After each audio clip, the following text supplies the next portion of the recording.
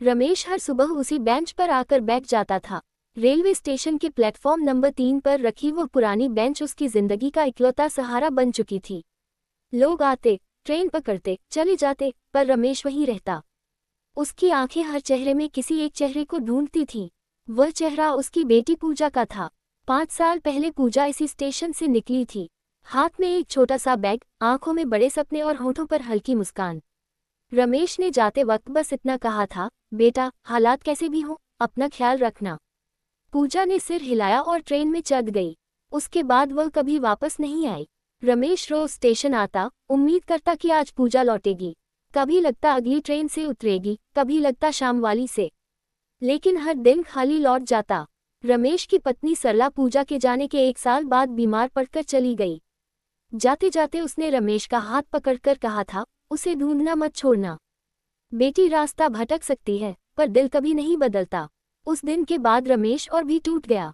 अब उसका घर भी बिक चुका था। वही स्टेशन उसकी दुनिया बन गया था।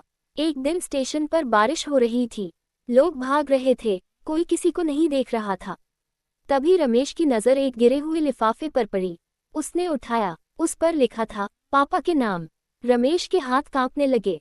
उसने वही बेंच पर बैठकर लिफाफा खोला। चिट्ठी में लिखा था, पापा, अगर यह चिट्ठी आपको मिले तो समझ लीजिए कि आपकी बेटी बहुत थक चुकी है। मैंने बड़े सपनों के लिए घर छोड़ा था, पर शहर ने मुझे कुचल दिया। काम मिला, पर इज्जत नहीं। लोग मिले, पर अपने नहीं। मुझे डर लगता था आपको सच बताने में।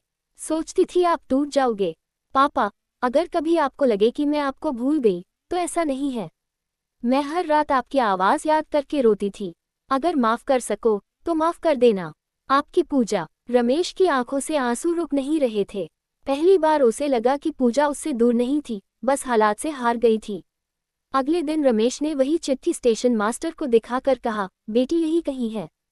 मैं उसे ढूंढूंगा। उस दिन से रमेश सिर्फ बेंच पर बैठकर इंतजार नहीं करता था, बल्कि हर आने वाली लड़की से पूछता, हर चेहरे में बेटी ढूंढता।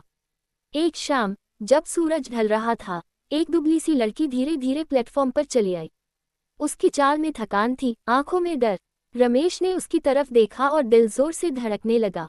पूजा। लड़की ठिठक गई। उसने सिर उठाया और रोते हुए रमेश के सीने से लग गई। पापा, मैं हार गई थी। रमेश ने उसे कसकर पकड़ लिया। हारने वाले नहीं होते बेटा, बस रास्ता बदलते हैं। उस दिन स्टेशन की उस पुरानी बेंच ने पहली बार किसी को खाली जाते नहीं देखा। रमेश और पूजा घर की तरफ लौट रहे थे। टूटी जिंदगी में उम्मीद फिर से